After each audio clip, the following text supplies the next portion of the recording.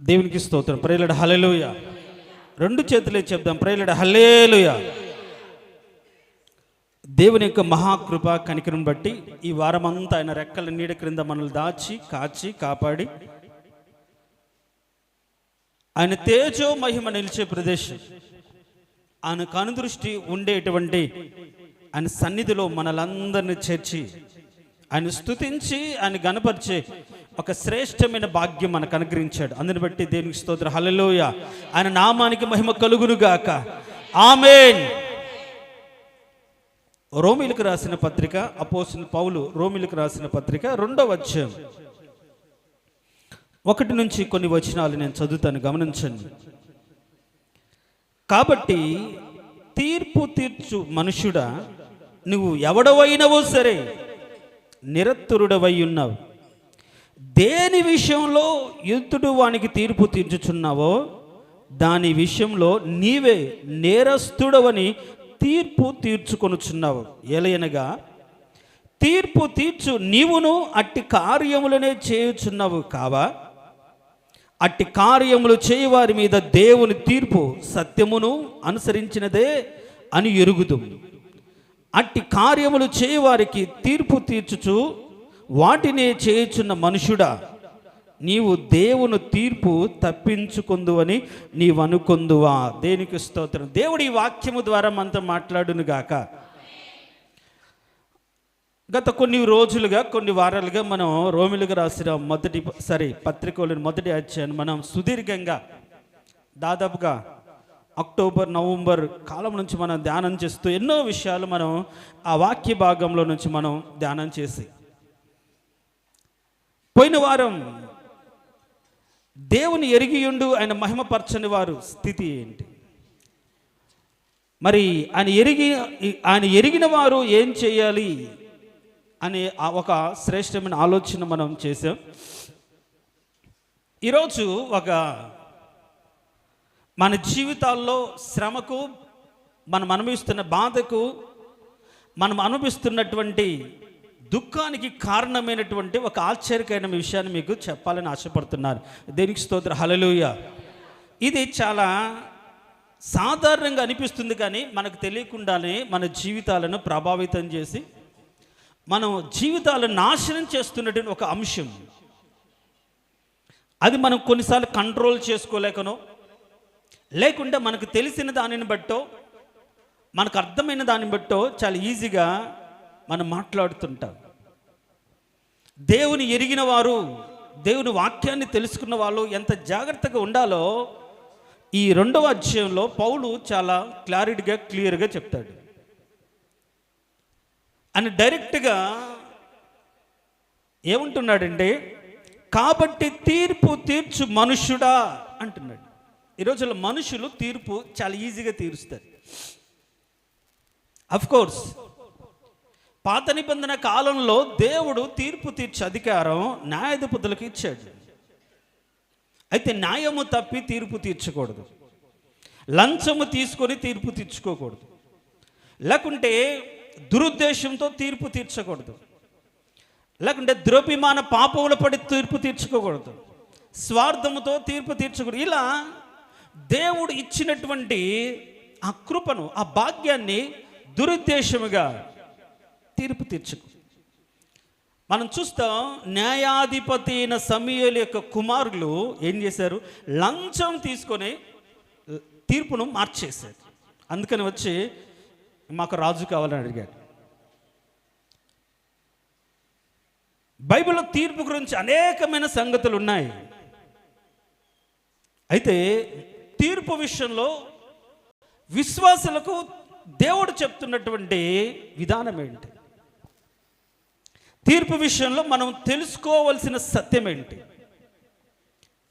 తీర్పును బట్టి, తీర్పు తీరుస్తున్న మన జీవితాల్లో ప్రతి ఒక్కరిని మనకు తెలిసిన దాన్ని బట్టి, వాడు అలాంటి వాడు, ఈ అమ్మాయి ఇలాంటిది, వాళ్ళకు అలా జరగాలి, వీళ్ళకి ఇలా జరిగేది, అందుకే జరిగింది అని మనమే నిర్ణయించి ఒక జడ్జిగా అదే కరెక్ట్ అన్నటువంటి ఆలోచనతో ఎదుటివారి విషయంలో మన జ్ఞానంతో, మనకు తెలిసిన దాన్ని బట్టి, ఆలోచన బట్టి, మనకున్న అభిప్రాయాన్ని బట్టి ఒక నిర్ణయానికి వచ్చి వారిని ఒక ఘాటిని కట్టేసి బ్రతుకుతున్న మన జీవితాల్లో తెలుసుకోవాల్సిన అతి ప్రాముఖ్యమైనటువంటి విషయం ఏమిటి అనేది ఈరోజు మనం చాలా క్లియర్గా చెప్పుకుందాం. దేనికి స్తోత్రం, హల్లెలూయా.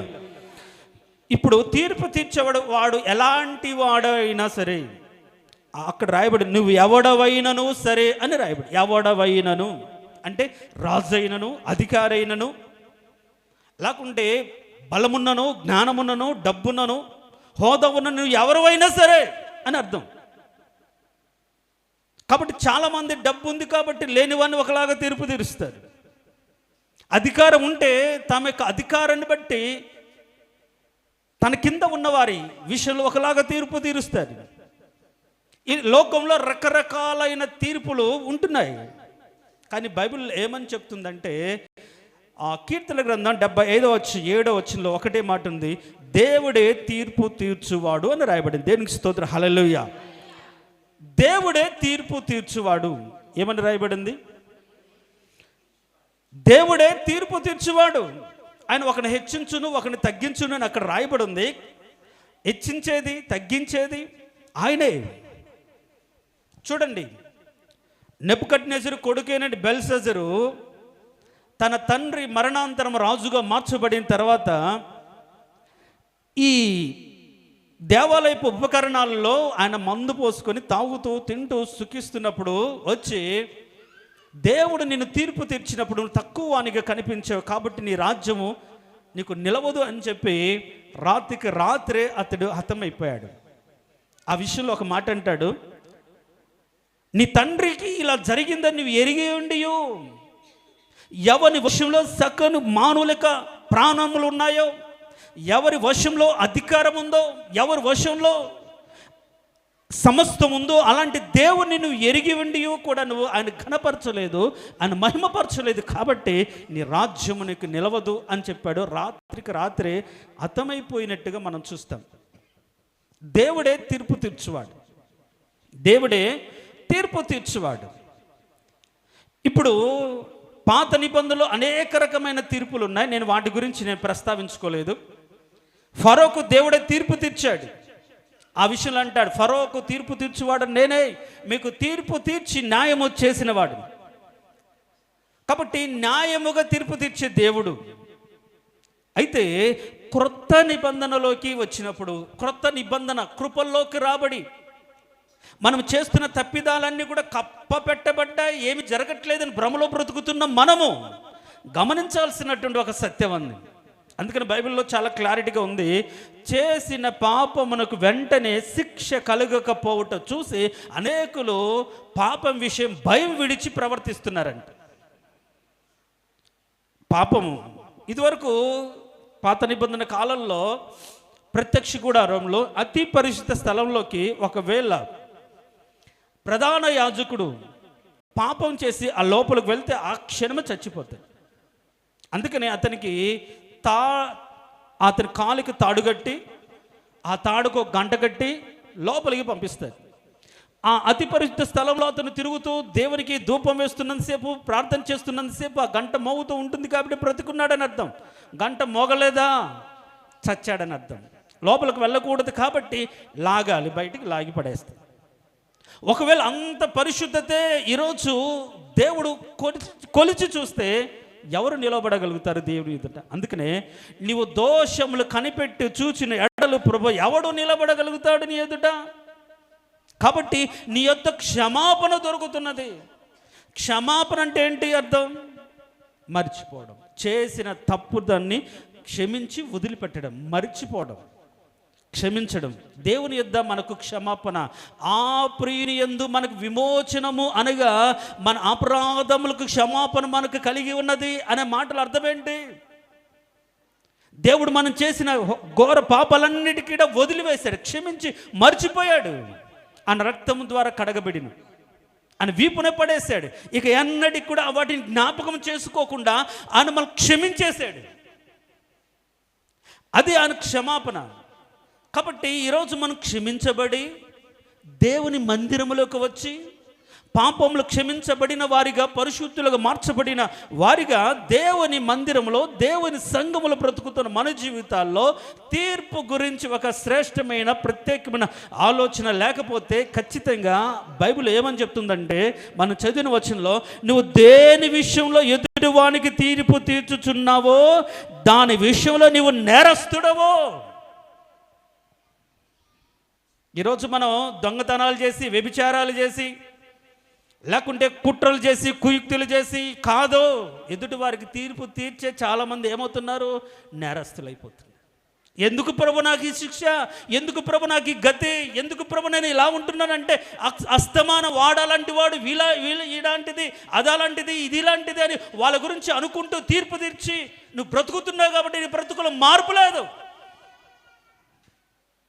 ఈ రోజుల్లో అలా అనుకుంటూ బ్రతుకుతున్న వారు మీ మనస్తత్వాన్ని మార్చుకోవాలి.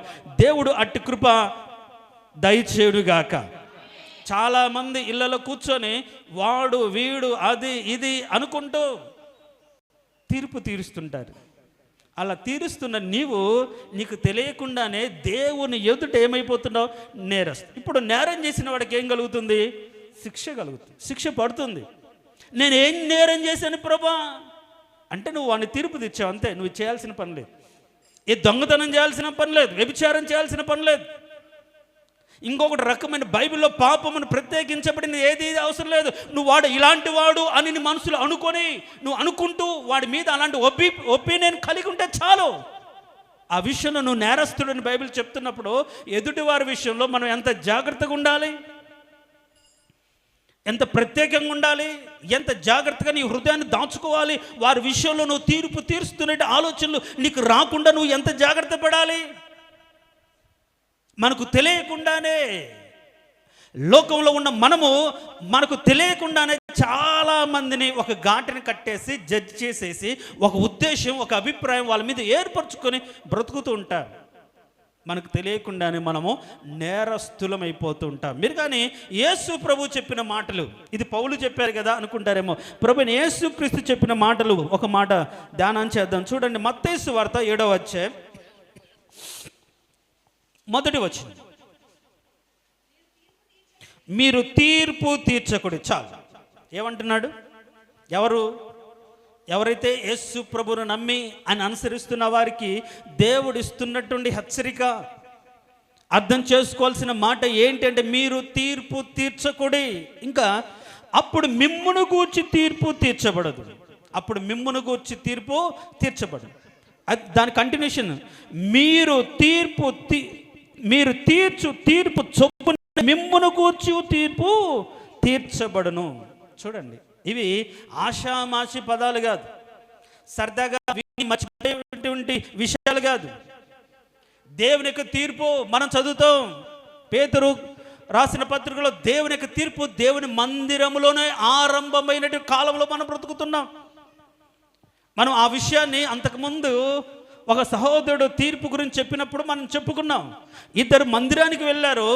ఆ ఇద్దరు, ఒకడేమో తప్పిదం చేశాడా, పాపం చేశాడా, అన్యాయం చేశాడా, అక్రమం చేశాడా, వ్యభిచారం చేశాడా, దొంగిలించిన ఏమీ చేయలే. పైగా వారానికి 2 రోజులు ఉపవాసం ఉంటున్నాడు, దశం భాగం ఇస్తున్నాడు, ఏ తప్పిదం చేయట్లేదు, నీతిగానే బ్రతుకుతున్నా అనే భ్రమలో బ్రతుకుతూ ఒక వ్యక్తి మందిరానికి వచ్చాడు. ఇంకొకడేమో పాపం చేసి, ఈ పాపిని దేవుని సన్నిధికి వెళ్ళడానికి యోగ్యత లేదనుకొని మందిరానికి వచ్చి, ప్రభా నీ వైపు నా తల ఎత్తుడు కూడా నాకు యోగ్యత లేదు అని బాధపడ్డాడు.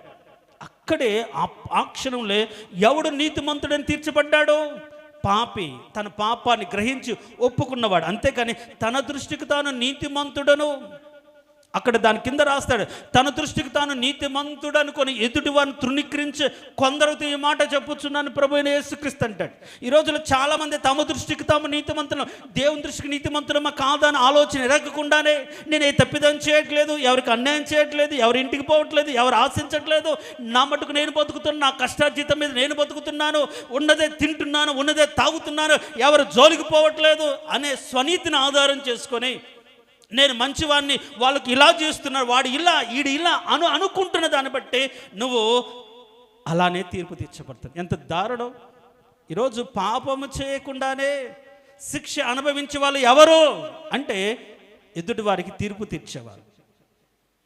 ఈరోజు మనం పాపము చేయకుండా, పాపానికి శిక్ష ఉంది, కానీ మనము ఆ శిక్షను ఎలా కొని తెచ్చుకుంటున్నారు చాలామంది అంటే ఎదుటి వారి విషయంలో తీర్పు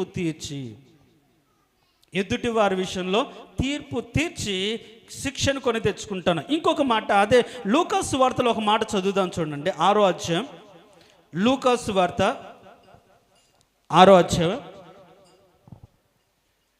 37వ వచనం.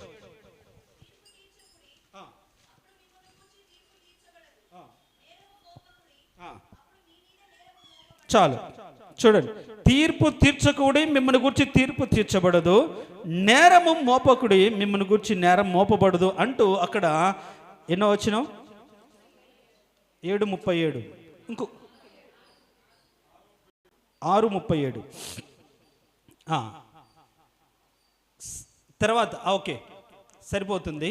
సో మనము మన జీవితాల్లో ప్రభు అయిన యేసుక్రీస్తు చెప్పిన ఒక ఆజ్ఞలాగా మనం దాన్ని ఫాలో అవుతే చాలా జాగ్రత్తగా మన మాటను ఉంచుకుంటాం, మన ఆలోచనలు జాగ్రత్తగా ఉంచుకో. తీర్పు తీర్చకుడి. ఇప్పుడు తీర్పు ఎవరి పని అని చెప్పుకున్నాం, తీర్పు తీర్చేవాడు ఎవరు? దేవుడే. ఇంకొన్ని మాటలు కానీ తీర్పు గురించి పౌలు చెప్పిన మాటలు కానీ మనం ఆలోచన చూస్తే రోమీయులకు రాసిన పత్రికలోకి రండి. రోమీయులకు రాసిన పత్రిక 14వ అధ్యాయంలోకి వద్దాం. అపోస్తలుడైన పౌలు రోమీయులకు రాసిన పత్రికలోనే మనం చదువుతున్నటువంటి పత్రికలో 14వ అధ్యాయంలోకి వద్దాం. కొన్ని మాటలు 3వ వచనం చదువుదాం. తినువాడు తిననివాని తృణీకరింపకూడదు, తిననివాడు తినువాని తీర్పు తీర్చకూడదు, ఏలయనగా దేవుడు అతన్ని చేర్చుకొనెను. పరుని సేవకునికి తీర్పు తీర్చుడుకు నీ ఎవడవు? అతడు నిలిచి ఉండుటైనను పడి ఉండుటైనను అతని సొంత యజమాని పనియే. అతడు నిలుచును, ప్రభు అతను నిలబెట్టుడు ఒక శక్తి గలవాడు. చూడండి, ఇప్పుడు మనం ఎదుటి వారి విషయం వాడు అలాంటి వాడు. ఇప్పుడు ఇక్కడ ఏ కంటెక్స్ట్ని బట్టి చెప్పుకుంటూ వచ్చాడంటే విశ్వాస విషయమై బలహీనుడైన వాని గురించి చెప్తున్నటువంటి సంగతి.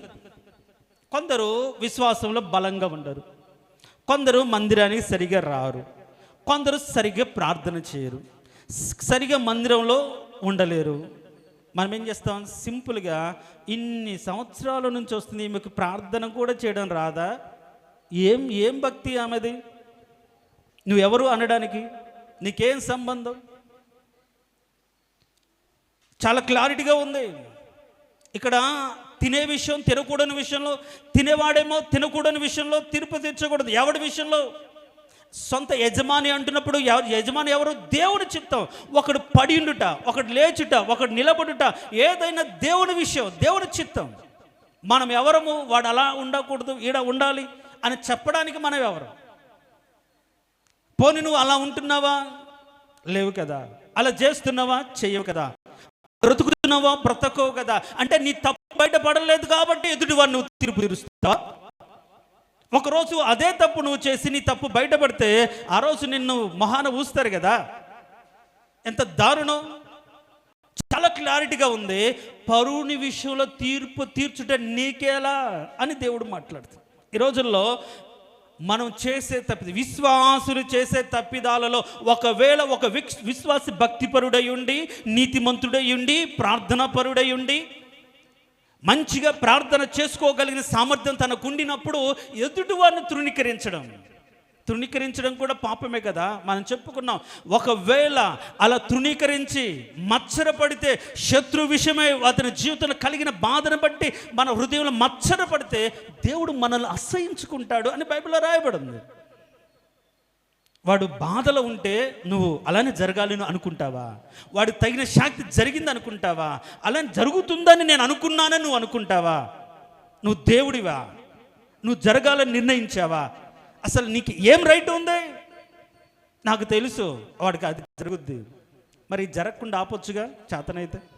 అయ్యో, జరగకుండా ఉండడానికి ప్రార్థన చేయొచ్చుగా చేతనైతే. కాదు, వాడు నాశనం అవుతే, నష్టపోతే, బాధపడితే, కృంగిపోతే నాకు తెలుసు వాడు ఏదో ఒక రోజు వాడికి ఆ గతి పడుతుంది.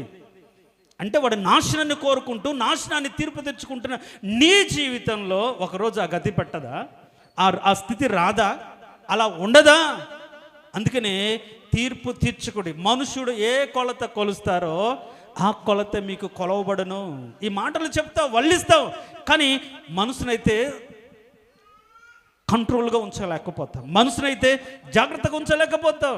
కాబట్టి పౌలు ఏం చెప్తున్నాడంటే, ఎవడి విషయంలో నువ్వు తీర్పు తీర్చడానికి నీ ఎవడివి? మా దేవుడే తీర్పు తీర్చువాడు.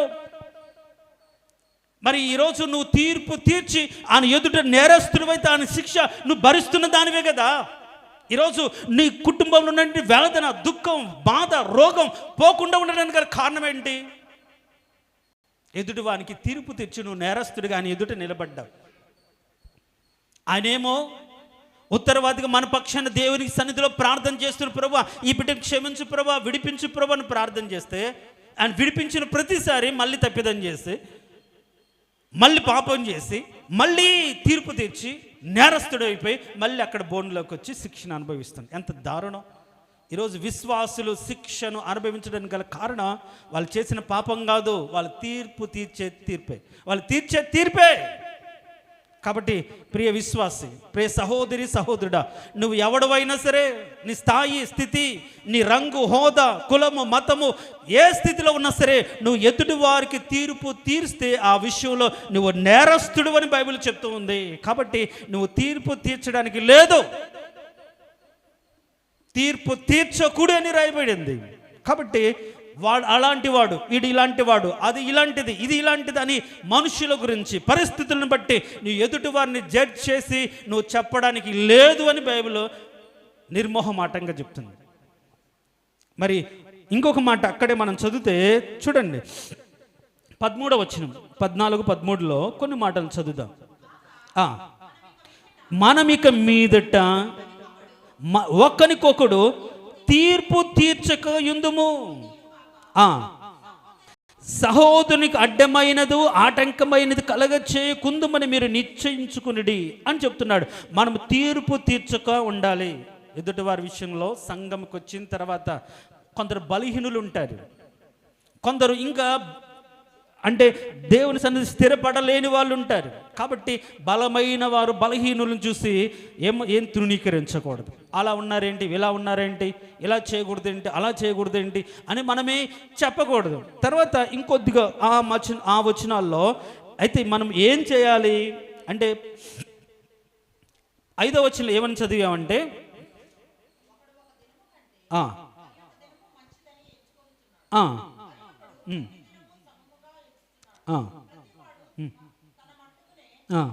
ప్రతివాడు తన మట్టుకు తానే తన మనసులో రూఢిపరుచుకొనవలెను ఏదైనా సరే. అంతేగాని నీ అభిప్రాయాన్ని, నీ ఉద్దేశాన్ని ఎదుటివారి మీద రుద్ది నీలాగా ఎదుటివాడు ఉండాలని కోరుకొని అలా చేయట్లేదని నువ్వు ఆలోచించి వాడు అలాంటి వాడు అని అనడానికి లేదు.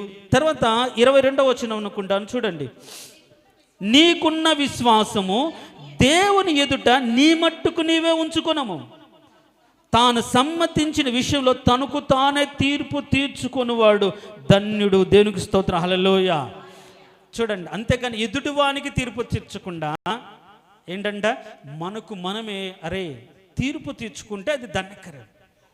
అరే నేను ఈ తప్పిదం చేశాను కాబట్టి ఇలా జరిగిందేమో, అందుకే నా స్థితి ఇలా ఉందేమో అని తనకు తాను సమ్మతించిన విషయాల్లో, తనకు అర్థమైన విషయాల్లో, తనకు జరుగుతున్న సంఘటనలో తనకు తాను తీర్పు తీర్చుకోగలగాలి. అప్పుడే ఆ తీర్పు మనం విమర్శించుకుని దానిని బట్టి, మనమే విమర్శించుకుని దాన్ని బట్టి తీర్పులోకి రాక ఉందుము అని పౌలు చెప్తాడు. మీరు కానీ మొదటి పత్రిక, కొరింథీయులకు రాసిన మొదటి పత్రిక 11వ అధ్యాయం, కొరింథీయులకు రాసిన మొదటి పత్రిక 11వ అధ్యాయం 31వ వచనం, అయితే మనలను మనమే విమర్శించుకొని ఎడల తీర్పు పొందక ఉందుము. దేవునికి స్తోత్రం, హల్లెలూయా. అంటే ఎదుటివారు చేశారు, అరే నేను అలా చేశానా, నేను అలా ఉన్నానా, వాడు అలా ఉన్నాడు అనే దానికంటే మనం ఏం చేయాలి, అలా ఉండకూడదు అని ఇక మీదట ఉండకుండా మనల్ని మనం విమర్శన చేసుకొని జాగ్రత్త పడితే ఆ తీర్పులోకి మనము రాకుండా ఉంటాం. అయితే వీటన్నిటిని బట్టి మనకు అర్థమవుతున్న సత్యం ఒకటే, మనం ఎదుటివానికి తీర్పు తీర్చకూడదు, మనం ఎదుటివానికి తీర్పు తీర్చకూడదు. ఎదుటివానికి ఏ విషయంలో మనము తీర్పు తీరుస్తామో ఆ విషయంలో మనము నేరస్తుడము. నాతాను ప్రవక్త దావీదు యొద్దకు వచ్చాడు. దావీదుకు ఒక కథను చెప్పాడు. అయ్యా, ఒక ధనవంతుడు ఉన్నాడు, ఒక దరిద్రుడు ఉన్నాడు. అయితే దరిద్రుడికి ఒక్కటే ఒక మేక ఉంది, లేకుంటే గొర్రెపిల్ల ఉంది. అది తనకు ఒక కూతురులాగా, ఒక బిడ్డలాగా తన ఇంట్లో తిన్ను తాగుతూ ఉంది. అయితే ఒక మార్గస్థుడు ఆ ఐశ్వర్యవంతుని ఇంటికి వచ్చాడు. ఆ ఐశ్వర్యవంతుడి విందు చేయాలనుకున్నప్పుడు ఆ ఐశ్వర్యవంతుడు ఈ దరిద్రుడికి ఉన్న ఒక్కగానొక్క ఆ యొక్క గొర్రె పిల్లని తీసుకెళ్ళి విందు చేశాడు. చంపి దాన్ని అతనికి విందు చేశాడంటే వెంటనే ఈయన దావీదు కోపపడి నిశ్చయంగా అతడు చావాల్సిందే అని చెప్తాడు. అప్పుడు ఏమంటాడు నాతాను, ఆ మనుషుడవు నీవే.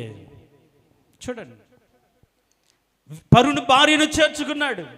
తన భార్య విషయంలో ఎదుటి వారికి అయితే నీతులు చెప్తున్నాడు, కానీ తను ఏ పాపం చేశాడో తెలియకుండా అదే పాప విషయంలో ఎదుటి వారిని నేరస్తుడు, తప్పిదం చేసిన వాడిని తీర్పు తీస్తున్నాడు.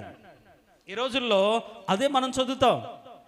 ఆ తప్పిదము చేస్తూ అలా బ్రతుకుతూ ఎదుటి వారిని తీర్పు తీస్తున్నాడు కదా, నీకు తీర్పు తీర్చబడదా? నువ్వు అలా చేయకుండా ఉండి ప్రత్యేకించుకొని పరిశుద్ధంగా కాపాడుతూ ఉండగలిగితే ఒకవేళ అదే చేస్తూ అలా బ్రతుకుతూ నువ్వు పక్కవాడిని తప్పిదం చేసిన వాడు అంటే నీకైతే ఏమవ్వాలి? చాలా జాగ్రత్తగా దావీదు విషయంలో తను ఏ విషయంలో ఎదుటివానికి అపరాధని తీర్పు తీర్చాడో అదే విషయంలో ఏమయ్యాడు? అతడు నేరస్తుడిగా. నువ్వు ఆ మనుషుడు నీవే, నువ్వు అలా బ్రతుకుతున్నావు, అలా జీవిస్తున్నావు కాబట్టి ఇది మొదలుకొని నీకు శిక్ష కలుగుతుంది, ఇది మొదలుకొని నీ జీవితానికి యుద్ధాలే అనే ఒక శాపం అతని ఇంటి మీదకి వచ్చింది. గమనించండి. కాబట్టి తీర్పును బట్టి మనకు జీవితాల్లో ఏం కలుగుతుందంటే శాపం వస్తుంది. మనం తీర్చే తీర్పును బట్టి మనకు నష్టం కలుగుతుంది. మనం తీర్చును బట్టి బాధ కలుగుతుంది. అయితే ఏ విషయంలో మనకు తెలియకుండా తీర్పు తీరుస్తున్నాము అంటే ఒక మాట చదువుదాం. చూడండి, మత్తయి సువార్త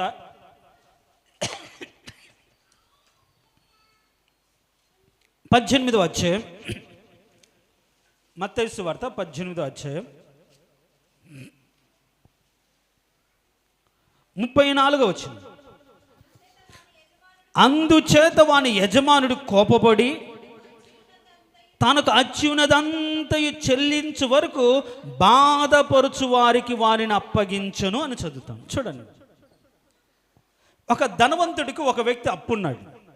ఎంత అప్పున్నాడు అంటే ఆ అధ్యాయంలో మనం చూస్తాం. చూడండి, 24వ వచనంలో అతను లెక్క చూచుకొని మొదలుపెట్టినప్పుడు అతనికి 10,000 తలాంతులు అచ్చి ఉన్న ఒకడు అతని వద్దకు తేయబడను. 10,000 తలాంతులు అని ఉంది. ఒక తలాంతు అంటే ఎంత? 3,600 రూపాయలని కింద ఉంది. 3,600 రూపాయలు. అప్పుడు 10,000 తలాంతులు ఇంటూ 3,600 దాదాపుగా 3,60,00,000. ఎంత? 3,60,00,000 ఆ యజమానికి అప్పు ఉంటే అతను వచ్చాయా, తెలుగు చేశాను, అంత తప్పయింది, నేను తీర్చలేనయ్యా, నా వల్ల కాదు ప్రభువా అని వేడుకున్నాడు. చూడండి, 25వ వచనంలో అప్పు తీర్చుటకు వాని యొద్ద ఏమీ లేనందున వాని యజమానుడు వాని భార్యను పిల్లలను వారికి కలిగింది యావత్తును అమ్మి అప్పు తీర్చని ఆజ్ఞాపించును. కాబట్టి ఆ దాసుడు అతని ఎదుట సగిలపడి మ్రొక్కి, నా ఎడల ఓర్చుకునము, నీకు అంతయే చెల్లింతనని చెప్పగా ఆ దాసుని యజమాను కనికరపడి వాని విడిచిపెట్టి వాని అప్పు క్షమించను. ఎంత క్షమించాడు? 3,60,00,000 రూపాయలు క్షమించేశాడు. గమనించండి. అంటే దీని అర్థం ఏంటంటే పాపానికి వెల మనం చెల్లించలేము, దాని నుంచి విడిపించబడలేము. కానీ యజమానుడైన దేవుడు క్షమించాడు అంటే రద్దుపరిచాడు, తీసివేశాడు. క్షమించడం అంటే మర్చిపోవడం, సరేలే ఇంక ఇది నీకు ఉండదు అని చెప్పడం. ఇప్పుడు ఏం జరిగిందంటే ఇతనికే అంటే 3,60,00,000 అప్పున్న వాడికి ఇంకొకటి అప్పున్నాడు. ఈ అప్పున్నవాడికి ఇంకొకటి అప్పున్నాడు. వాడు ఎంత అప్పున్నాడు అంటే మనం చూద్దాం. చూడండి, ఇప్పుడు అయితే ఆ దాసుడు బయటికి వెళ్ళి తనకు 100 దేనారములు అచ్చున్న తన తోటి దాసులతో ఒకను చూసి, దేనారం అంటే ఎంత? ₹1.5. ఇప్పుడు ₹1.5 అన్నాడు. 100 దేనారములు అంటే ఎంత? ఇప్పుడు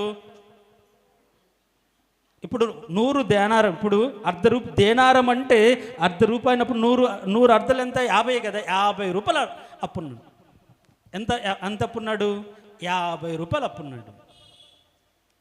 ఇప్పుడు ఇతనికి 3,60,00,000లో ₹50 ఎంతదండి? మనమైతే ఏం చేస్తాం? అబ్బా, నా యజమాని నన్ను క్షమించాడు, సరే పో అని అంటాం. కానీ వీడేం చేశాడంటే, వెళ్ళి అచ్చిన వాణ్ణి ఒకను చూసి వాని గొంతు పట్టుకొని, నీవు అచ్చి ఉన్నది చెల్లించుమనను. అందుకు ఆ పాపం ఆ ₹50 అప్పున్నవాడు ఏం చేశాడు? 29 వచ్చిన అందుకు వాని దాసుడు సాగిలపడి, నా ఎడల ఓర్చుకుని నీకు చెల్లించేదిన వాడు వేడుకొనెను కానీ వాడు ఒప్పుకొనక అచ్చున చెల్లించు వరకు వాని చెరసాలలో వేయించాడు. ఏం జరిగిందో చూడండి. ఏం చేశాడు? ₹50 కోసం అతను ఏం చేశాడు? జైలు వేయించాడు. దేనికి స్తోత్రం చెప్దాం. ప్రైలడ్ హల్లెలూయా. అందరం చెప్దాం ప్రైలడ్ హల్లెలూయా. కుర్చీలలో కూర్చున్న వాళ్ళు కూడా చెప్దాం ప్రైలడ్ హల్లెలూయా.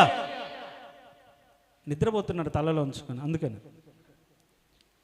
₹3,60,00,000 అప్పుంటే యజమాని వద్దుపో అన్నాడు. ఇప్పటికి ఎంత ఉన్నాడు? ఇతనికి ₹50 అప్పున్నాడు. ఇప్పుడు వద్దుపో అనాలి కదా, అనలా.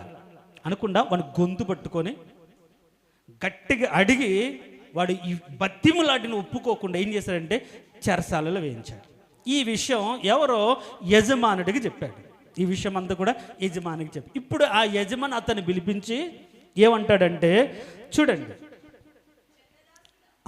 32వ వచనం. కాబట్టి వాని యజమాడు వాని పిలిపించి, చెడ్డదాసుడా, నీవు నన్ను వేడుకొంటివి కనుక నీ అప్పంతే క్షమించదు. నేను నిన్ను కరుణించిన ప్రకారం నీవును నీ తోటు వాని కనికరింపవలసి ఉండను కదా అని వానితో చెప్పారు. అందుచేత ఆ యజమానుడు కోపపడి, చూడండి ఇప్పుడు కోపపడ్డ ఆయన ఇప్పుడు ఏం చేశాడు? చెప్పండి. కోపపడిన ఆయన ఏం చేశాడు? చెప్పండి. చదివాం కదా ఇందాక. ఇప్పుడు ఇంతకుముందే వేడుకుంటే బాధపడి పశ్చాత్తాపపడితే వద్దులే అన్నాడు. సరే నేను మొత్తం తీసేసానులే అని చెప్పాడు. ఇప్పుడు ఏమంటున్నాడంటే, నువ్వు ఎదుటివాని విషయంలో అలా ఉండలేదు, ఎదుటివాడిని క్షమించలేదు, ఎదుటివాడిని గొంతు పట్టుకున్నావు, ఎదుటివాడిని హింసించావు, ఎదుటిని బాధపరిచావు. నేను నిన్ను క్షమించినట్లుగా అతన్ని చిన్నది నీ ఎడల చేసిన చిన్నది కదా క్షమించలేకపోయా, కాబట్టి ఖచ్చితంగా ఈ 3,60,00,000 కట్టాల్సిందే అని చెల్లించే వరకు అతడు బాధపరచువానికి అప్పచెప్పాడు. ఏం చేశాడు? బాధపరచవానికి అప్పచెప్పాడు. ఏమర్థమైపోయింది?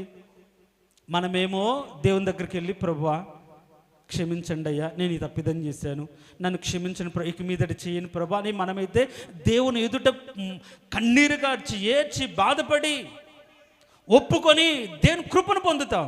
కానీ ఎదుటివారు కానీ ఒకవేళ మాన ఎడలనే ఒక చిన్న తప్పిదం చేస్తే, చిన్న మాట అంటే, ఒకవేళ చిన్న మనస్పర్ధన ఉంటే ఎంత కోపం, ఎంత రోషం, ఎంతగా వారి మీద ప్రతీకారం, ఎంతగా ఆలోచన కలిగి క్షమించలేని తత్వం ఉంటుంది.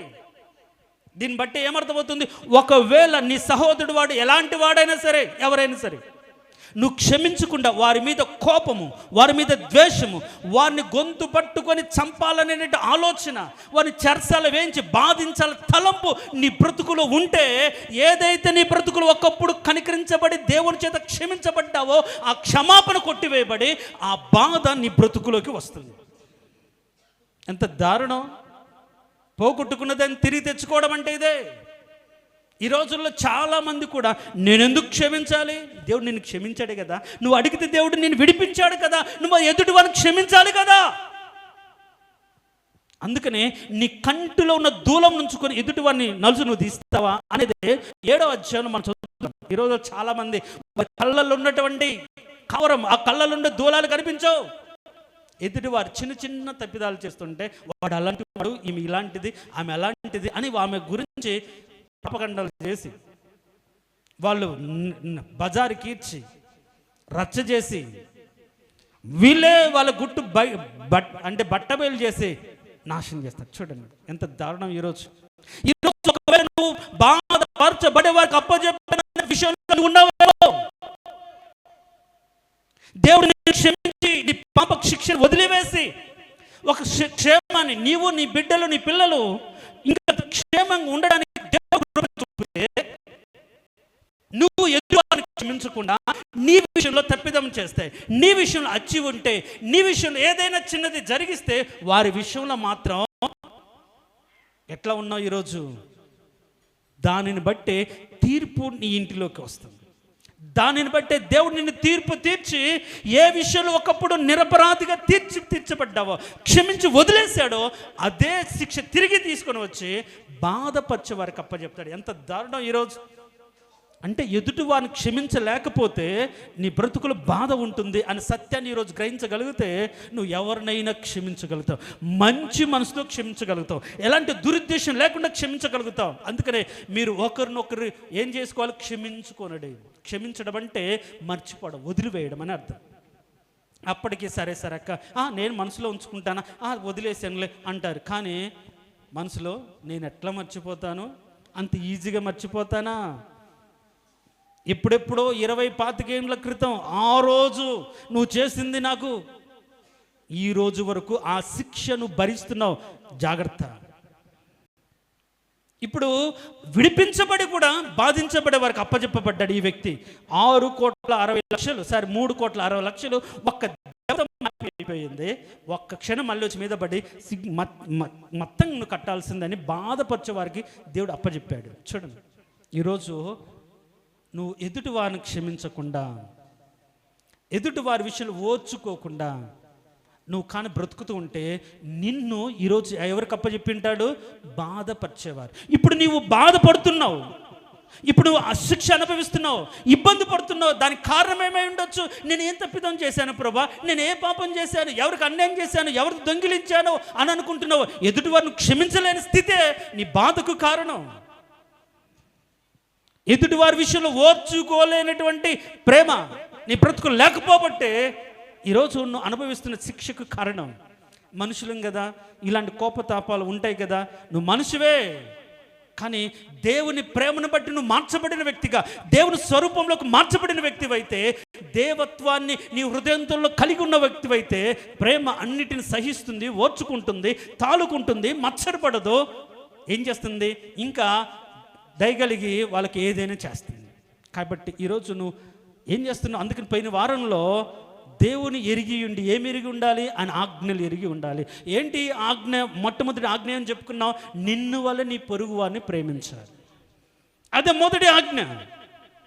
మరి మనం ఏం చేస్తున్నాం? ప్రేమిస్తున్నామా? లేదు. ఏం చేస్తున్నాం? ద్వేషిస్తున్నాం. వాడు అలాంటి వాడు, వీళ్ళు ఇలాంటిది అని నువ్వు చెప్పుకుంటున్న దాన్ని బట్టి, నువ్వు అంటున్న దాన్ని బట్టి, నీ నోటి మాటలు బట్టి, 12వ అధ్యాయం మనం చదువుతాం కదా, మనుషులు పలుకు వ్యర్థమైన ప్రతి మాటను బట్టి నీ తీర్పు అనేది బ్రతుకులోకి వస్తుంది. నువ్వు ఎవరితో మాట్లాడినా, వాళ్ళ ముందు మాట్లాడినా, వాళ్ళ వెనక మాట్లాడినా, నీలో నువ్వు మాట్లాడుకున్నా, నీలో నువ్వు అనుకున్నా, తీర్పు జరుగుతుంది. తీర్పు సంఘములో ఆరంభమవుతున్న రోజుల్లో మనం బ్రతుకుతున్నాం. మర్చిపోవద్దు. ఎప్పుడోలే తీర్పు జరిగేది, తీర్పు జరుగుతుంది అప్పుడు అనుకుంటున్నావు. కాదు, ఇక్కడే నీ బ్రతుకులో తీర్పు జరుగుతుంది. బాధపరచడానికి అప్పచెప్తాడు దేవుడు. ఒకవేళ అలా అప్పచెప్పబడి ఉన్నావేమో, ఎదుటి వారిని క్షమించలేని దాన్ని బట్టి నీకు ఈ రోగం, ఎదుటి వారిని క్షమించలేని దాన్ని బట్టి నీకు ఈ కష్టం, ఎదుటి వారిని క్షమించలేని దాన్ని బట్టి ఒక నష్టం. మర్చిపోతే ఎంత మంచిదండి. ఎదుటి వారు చేసి మనుషులు చిన్న తప్పిదాలు చేస్తుంటారు. మనుషులకు వాటిని మర్చిపోతే, ప్రేమను బట్టి మర్చిపోతే, మన బ్రతుకులు అన్ని దేవుడు మర్చిపోయి కృపనిస్తాడు కదా. ఈరోజు అలా మర్చిపోకుండా, ద్వేషమే ఉంచుకుంటే, మర్చిపోకుండా నీ బ్రతుకులో శాపమే ఉంచుకుంటే ఏం కలుగుతుంది? నువ్వు తీర్పులోనికి వస్తావు. అందుకనే ఏం చేసుకోవాలి? తనకు తాను విమర్శ చేసుకున్నవాడు తీర్పులోకి రాడు. అవును, దేవుడు నన్ను క్షమించాడు కదా, దేవుడు నన్ను విడిపించాడు కదా, సరే తప్పో తెలుసో తెలియక తప్పుదం చేశాడు, సర్లే వదిలేద్దాంలా అని నీవు ఆ విషయంలో నిన్ను విమర్శ చేసుకుంటే ఆ తీర్పు తీర్చకుండా నువ్వు తప్పించబడతావు. అలా కాదు. లేదు, వాడు అలాంటి వాడు అంటే పోనీ నువ్వు అలా లేకుండా ఉన్నావా? అలా నువ్వు బ్రతుకుతున్నావు. ఏదో ఒక రోజు నువ్వు చేస్తావు, నీకు కూడా నీ బ్రతుకులకు తీర్పు వస్తుంది. దావీదు విషయంలో దేవుడు తీర్పు తీర్చలేదా? తీర్చాడు. తీర్పు తీరుస్తాడు. కానీ దావీదు మాత్రం సౌలు విషయంలో తీర్పు తీర్చలేదు. చంపాలి అని వెతుకుతుండినప్పటికీ కూడా ఏం చేశాడంటే వదిలిపెట్టేశాడు. ఆ మాట మనం చదువుదాం, చూడండి. సమూయేలు మొదటి గ్రంథం 24వ అధ్యాయం 15వ వచనం.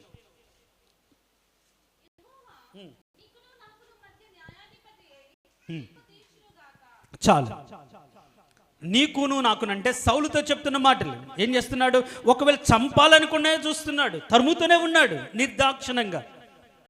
ఈ రోజుల్లో ఒకవేళ ఎవరైనా మన విషయంలో అలా మన ప్రేమ లేకుండా మన గురించి కాని మాటలు చెప్పుకుంటూ, మన గురించి చెడుగా చెప్పుకుంటూ, మన యొక్క నష్టాన్ని కోరుకుంటూ బాధపరుస్తున్న వారి విషయం, అలాంటి వాళ్ళు నీకు తెలిసినప్పుడు ఏం చేయాలో తెలుసా? నువ్వు అందరికీ చెప్పుకోవడం కాదు. చూడమ్మా నేనేం చేశానని వాళ్ళు నన్ను ఇట్లా అన్నారు, ఇట్లా చేశారు అని వాళ్ళకు చెప్పుకొని వీళ్ళు చెప్పుకోకుండా దావీదు ఏం చేశాడు? ఏం చెప్తున్నాడు? దేవుడే తీర్పు తీర్చునుగాక. తీర్చాడా లేదా? తీర్చాడు. కాబట్టి తీర్పు తీర్చే పని మనది కాదు. తీర్పు తీర్చమని వాడిని ఒక ఘాటిని పెట్టకుండా మనం ఏం చేయాలంటే తీర్పు తీర్చు దేవుడికి అప్పచెప్పాలి. ప్రభువా ఇదిగో ఆ వ్యక్తి ఇలాంటి వాడు, ఇదిగో నీకు అప్పచెప్తున్నాను, నేనైతే జోక్యం చేసుకోను, నువ్వు ఎలా సమ్మతిస్తే అలానే ఉంటాను. దేవుడే సౌలు విషయంలో తీర్పు తీర్చాడు. అందుకని దావీదు ఇలా నేను తీర్పులోనికి రాకుండా, ఏ విషయంలో నేను తీర్పులోనికి రాకుండా ఉండాలో ఆ విషయాల గురించి దావీదు ఏం చేశాడంటే ఒక మాట చదువుదాం, చూడండి. కీర్తనల గ్రంథం 77వ అధ్యాయం 6వ వచనం. కీర్తనల గ్రంథం 77వ అధ్యాయం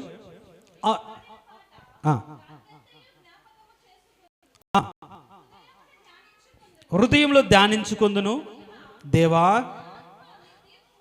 నా ఆత్మ నీ తీర్పు మార్గమును, ఏ మార్గాన్ని వెతుకుతుంది? తీర్పు మార్గం. అంటే నేను ఈ మాట్లాడితే శిక్ష వస్తుందా, ఇలా చేస్తే శిక్ష వస్తుందా, తీర్పులోనికి వస్తానా అని పరిశీలించుకుంటూ వాక్యంలో ఆయన ఏం చూస్తున్నాడు? దేని వెతుకుతున్నాడు? తీర్పు మార్గాన్ని వెతుకుతున్నాడు. ఓహో ఇలా ఉంటే దేవుని శిక్ష వస్తుంది, ఇలా ఉంటే నష్టపోతాను, ఇలా ఉంటే దేవుని కోపం వస్తుంది, ఇలా ఉంటే నేను ఇబ్బంది పడతాను అని తీర్పు మార్గాన్ని దావీదు వెతికాడు. ఈరోజు మనం వెతుకుతున్నామా? మనమే తీర్పు తీరుస్తుంది. హృదయంలో దేవుని యొక్క తీర్పుల గురించి భయం తన బ్రతుకులో ఉంది.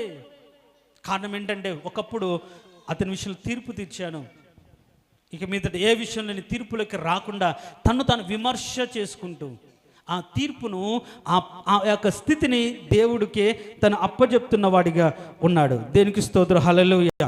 చూడండి సామెతల గ్రంథం 29వ అధ్యాయం 26వ వచనం. సామెతల గ్రంథం 29:26. తన మనస్సును నమ్ముకున్నవాడు బుద్ధిహీనుడు,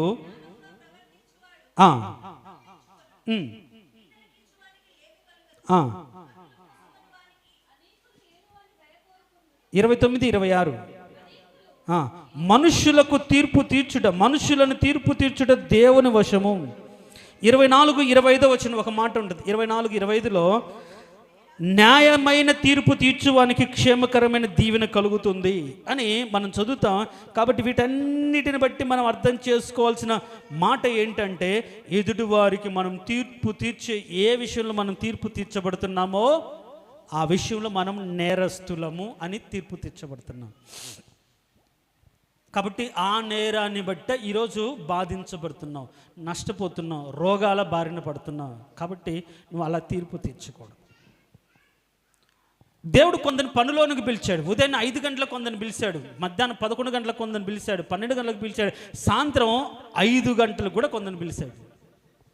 అయితే మొదట వచ్చిన వాడు ఏమనుకున్నాడంటే, ఈ 5 గంటలకు వచ్చిన వాడికి వాళ్ళు ఒప్పుకున్న దాని ప్రకారం ఇస్తే, ఓహో నేను ఉదయం నుంచి ఉన్నాను కదా, ఉదయం నుంచి పని చేశాను, గంట పని చేసిన వాడికి ఇంతే ఇచ్చాడు, కాబట్టి నేను 8 గంటలు పని చేశాను, కాబట్టి ఇదే ఇస్తాడు అనుకుని ఆయన దగ్గరికి పోతే వాడికి కూడా అదే ఇచ్చాడు.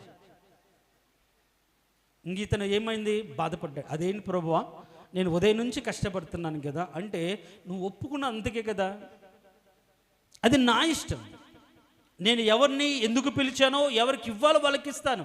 అంతకని నేను ఎదుటి వారికి ఇచ్చిన దాన్ని బట్టి నువ్వు అసూయ పడతావా, కడుపు మంట పడతావా? అందుకనే మొదటి వారు కడపడి వాడు అయిపోతున్నారు. ఈ రోజుల్లో మనం ఎప్పటి నుంచో మారు మనసు పొంది బాప్తిస్మం తీసుకుని మందిరంలో ఉండినా ఇప్పుడు బాగా బలపరచబడి ఇప్పుడు దేవుని సన్నిధిలోకి వచ్చిన వాళ్ళు దీవించబడుతుంటే వాళ్ళు చూడంగానే అబ్బో మొదలైందబ్బా, పాటలు పాడడం, ప్రార్థన చేయడం, కడుపు మంట. కడుపు మంటను బట్టి నువ్వేమైపోతున్నావు అంటే మొదట ఉండే నీ స్థానం ఏమైపోతుంది, చివరిదైపోతుంది. తీర్పు ఇక్కడే జరుగుతుంది. మొదటి వారు ఏమైపోతున్నారు, కడపటి వారైపోతున్నారు. కడుపు మంటను బట్టి నీ బ్రతుకులకు తీర్పు అంటే ఒకరిని దేవుడు హెచ్చించిన దాన్ని బట్టి నీ హృదయంలో అసూయ, మత్సరం, కడుపు మంట ఉంటే నీ స్థాయి నువ్వు మొదట వచ్చిన దానివే, మొదటి నుంచి ఉన్నవాడవే, నువ్వు చివరి వాడైపోతావు, ఏమి లేని వాడవైపోతావు.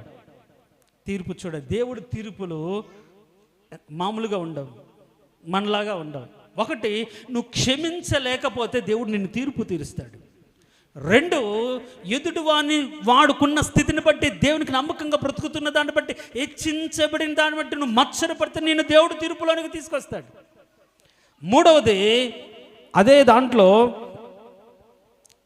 దేవుని కుమారుని గుర్తించకపోతే తీర్పులోనికి తీసుకొస్తాడని మత్తయి సువార్త 21:40 ఉంది. ఆ విధంగానే పెళ్లి వస్త్రం లేకపోతే మత్తయి సువార్త 22:11-12 చదివితే దేవుడు తీర్పు తీర్చి బయట పడేసినట్లుగా మనం చదువుతుంటాం. గమనించండి ప్రియులారా, ఈరోజు ఏ విషయంలో నువ్వు తీర్పు తీరుస్తున్నావు? దేవుడు తీర్పు తీర్చే సంగతులు ఏంటి అంటే, ఒకటి, నువ్వు ఎదుటివానికి తీర్పు తీర్చే విషయంలో దేవుడు నిన్ను తీర్పు తీరుస్తాడు. ఎదుటివానికి ఇచ్చిన దాన్ని బట్టి నువ్వు కడుపు మంట కలిగి ఉంటే దేవుడు నీకు తీర్పు తీరుస్తాడు. ఒకవేళ రక్షణ వస్త్రం లేకుండా ఆయన మందిరానికి వస్తే, పెళ్లి వస్త్రం లేకుండా ఒకడు పెళ్లికి వచ్చినాడు, పెళ్లి విందుకు వచ్చాడు, పెళ్ళి అక్కడ అంటాడు, నా కుమారుడా, స్నేహితుడా, ఏది నీకు పెళ్లి వస్త్రం అంటే లేదు అంటే ఏం చేస్తాడు? వచ్చాడని ఊరుకున్నాడా?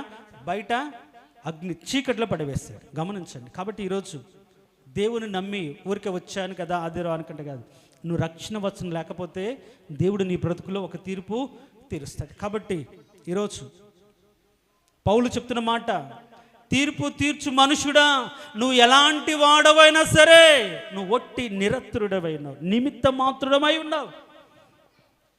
తీర్పు తీర్చుడు దేవుని పని, తీర్పు తీర్చువాడు దేవుడు. అని ఒకడు హెచ్చిస్తాడు, ఒక తగ్గిస్తాడు. కాబట్టి నువ్వు ఎదుటివాని విషయంలో నువ్వు తీర్పు ఏ విషయంలో తీరుస్తావో ఆ విషయంలో నువ్వు నేరస్తుడు అని తీర్పు తీర్చబడుతున్నావు. ఈ విషయంలో మనం చాలా జాగ్రత్తగా ఉండి, ఎదుటివారితో మాట్లాడే విషయంలో, ఎదుటివారి గురించి వేరే వారితో మాట్లాడే విషయంలో నువ్వే తీర్పు తీర్చి నీకు అంతా తెలిసినట్టుగా నువ్వే చేసినట్లుగా మాట్లాడకూడదు. అందుకనే మనం ఒకరినొకరు తీర్పు తీర్చక ఉందుము అని చెప్తున్నాడు.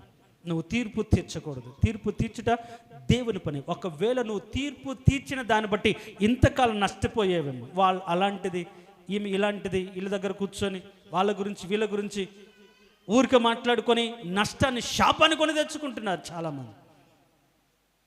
మాట్లాడుకుంటే ఏమవుతుంది అనుకుంటున్నారేమో. నువ్వు మాట్లాడుకొని ఏం చేస్తున్నావు? వారిని ఒక ఘాటిని కట్టేస్తావు. అలాంటిది ఇలాంటిదని మీరే నిర్ణయాలు తీసుకుంటున్నారు. దాన్ని బట్టి ఏమొచ్చింది? శాపం. దేవుడు నిన్ను క్షమించి కూడా దాన్ని రద్దు చేసి తిరిగి శాపాన్ని నీ మీదకి తెప్పిస్తున్నాడు. కాబట్టి తీర్పు విషయంలో చాలా జాగ్రత్తగా ఉండాలి, క్షమించే విషయంలో చాలా జాగ్రత్తగా ఉండాలి, సహోదర ప్రేమ విషయంలో చాలా జాగ్రత్తగా ఉండాలి, దేవుడు ఒకరికి ఇచ్చే తలాంతు విషయంలో చాలా జాగ్రత్తగా ఉండాలి.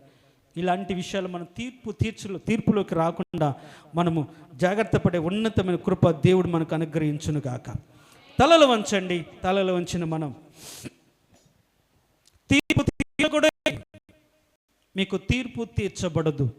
ఒకవేళ నువ్వు ఎవరి గురించి కూడా తీర్పు తీర్చకుండా, ఏమి తెలిసినా సరే ఇది నాకు సంబంధం లేదు కదా, దేవుడు చూసుకుంటాడు అనుకున్నావా, మంచిది. అవునా అవునా అవును వాడు అలాంటి వాడే, ఇది ఇలాంటిదే అనుకుంటూ వాళ్ళను వీళ్ళను ఉద్దేశించి మాట్లాడుకుంటున్నావా, శిక్ష నీ బ్రతుకులోకి వస్తుంది. నువ్వు నేరస్తుడిగా మార్చబడతావు. కాబట్టి అలా ఉండకుండా, ఈరోజు అలా నేరస్తుడిగా కాకుండా, నిన్ను నువ్వే తీర్పులోనికి తెచ్చుకోకుండా విమర్శ చేసుకో. నేను ఎవరినైనా అనవసరంగా అన్నానా, ఎవరి విషయంలో అనవసరంగా ఇలా ప్రవర్తించానా, నేను ఎవరినైనా నిర్నిమిత్తంగా దూషించానా, వాళ్ళు అలాంటి గతి పట్టాలని నేను కోరుకున్నానా అని ఒకవేళ నువ్వు విమర్శ చేసుకుంటే తీర్పులోకి రాకుండా దేవుడు నిన్ను తప్పిస్తాడు. తీర్పు ఆరంభమయ్యే కాలంలో ఉన్నాం, ఆరంభమవుతుంది మందిరములోనే. కాబట్టి ఎంత జాగ్రత్తగా నీ విశ్వాస జీవితాన్ని కాపాడుకోవాలి. తీర్పు తీర్చు మనుషుడా, నువ్వు ఎలాంటి వాడవైనా సరే ఒట్టి నిరత్తుడవు. నువ్వు ఏ విషయంలో తీర్పు తీరుస్తున్నావో ఆ విషయంలో నేరస్తుడవని తీర్చబడుతున్నావు. గుర్తుపెట్టుకో. తీర్పు తీర్చకుడి, అప్పుడు మీ గురించి తీర్పు తీర్చబడదు. దేవుడు మనం చూసినప్పుడు తీర్పు తీర్చకుండా ఉండే స్థితి మాకులో ఉండాలి. ఇతడు చాలా జాగ్రత్తగా తప్పించుకున్నాడు, నాకు అప్పచెప్పాడు కాబట్టి అని ఆయనే జోక్యం చేసుకొని తీర్పు తీర్చే స్థితిని దేవుడు అప్పచెప్తాం. ఎందుకు మనం తీర్పు తీర్చి నష్టాన్ని కొని తెచ్చుకుంటాం, బాధను కొని తెచ్చుకుంటాం, నేరస్తులం అవుతాం దేవుని ఎదుట. అలా కాకుండా, అయ్యా అవునయ్యా ఇప్పటి వరకు ఈ విషయం తెలియకుండా ఈరోజు వరకు నష్టపోయానయ్యా, ఈరోజు వరకు శ్రమను అనుభవిస్తున్నాను, ఈరోజు బాధను అనుభవిస్తున్నాను. కానీ ఒక్కటే, నేను తప్పిదం చేసి కాదు, నేను పాపం చేసి కాదు, నేను వ్యభిచారం చేసి కాదు, దొంగతనం చేసి కాదు. ఎదురు వారు అలాంటి వాళ్ళని నాకు అర్థమైంది. ఇక మీద ఎవరిని వాళ్ళు ఇలాంటి వాళ్ళు వీళ్ళు ఇలాంటి వారు నేను అనను నాయన. అలా చేసేది మీరే. ఎవరు ఎలాంటి వారో నిర్ణయించేది మీరు నాయన. ఎవరు ఏ స్థితిలో ఉండినా ప్రభా నా స్థితిని నేను కాపాడుకుంటానని ఎవరికి వారే మార్చుకొని ప్రార్థన చేసుకుంటే ఎంత మంచిది. ప్రార్థన చేసుకుందాం. మహోన్నతుడా, సర్వాధికారి, జీవం కలిగిన దేవ, అవును ప్రభా, వానిని బాధపరచు, వానికి అప్పచెప్పాను అనే మాటకు అర్థం వాడి క్షమాపణ కొట్టివేసి, వాడి అప్పంతా కూడా తీర్చివేసింది కూడా తిరిగి వాడికి అప్పచెప్పి, నిశ్చయంగా నువ్వు కట్టాల్సిందని వాడిని బాధపరచు, వానికి అప్పచెప్పి. ఎంత దారుణం. మా జీవితాల్లో కూడా క్షమాపణ లేకుండా, క్షమే మనసు లేకుండా, ఎప్పుడో చేసింది, ఎవరో చేసింది, ఎక్కడో జరిగింది, ఎప్పుడో జరిగింది ఇంకా మనసులో పెట్టుకొని వారి పట్ల మేము ప్రవర్తిస్తూ ఉన్నవారమైతే మేము ఆ విషయంలో నేరస్తులమని తీర్పు తీర్చబడ్డాం. మేము మంచి వాళ్ళం కాదు, మా ఆలోచన చెడ్డవి, మేము పరిశుద్ధులం కాదు. అయినా సరే ఎదుటివారు అలాంటి వాడు ఇలాంటి వాడు అంటూ మేమే తీర్పులోనికి వస్తున్నామన్న సత్యాన్ని గ్రహించలేక చాలామంది నేరస్తులు అయిపోతున్నారయ్యా. ఈ సత్యాన్ని అర్థం చేసుకుని ప్రభా, ఏ విషయంలో తమ్మును తాము నేరస్తులుగా చేసుకోకుండా చేతులు కడుక్కొని అయ్యా నీకే అప్పచెప్పి నీతిగా బ్రతకగలిగే ఉన్నతమైన భాగ్యం ప్రతి ఒక్కరికి దయచేయమని. తీర్పు నీది, తీర్పు తీర్చకుడి అన్నప్పుడు తీర్చకుండా, వ్యాజ్యం ఉన్నప్పుడు దేవుని ఎదుట పెట్టి దేవుని చిత్తాన్ని తెలుసుకొని వాక్యాన్ని అర్థం చేసుకొని ఆ వాక్యానుసారంగా మాట్లాడగలిగిన సమయోచితమైన జ్ఞానం ప్రతి ఒక్కరికి దయచేయమని. తీర్పు తీర్చి నష్టపోకుండా, తీర్పు తీర్చి బాధపడకుండా ఉన్నతమైన వాక్య జ్ఞానం మాకు అనుగ్రహించి బలపరచము. యేసయ్య అతి శ్రేష్టమైన దివ్యగణ నామమున అడిగి వేడుకొంచున్నాము తండ్రి, ఆమేన్. ఆ విధంగానే తలలో ఉంచుదాం. తలలో ఉంచిన మనం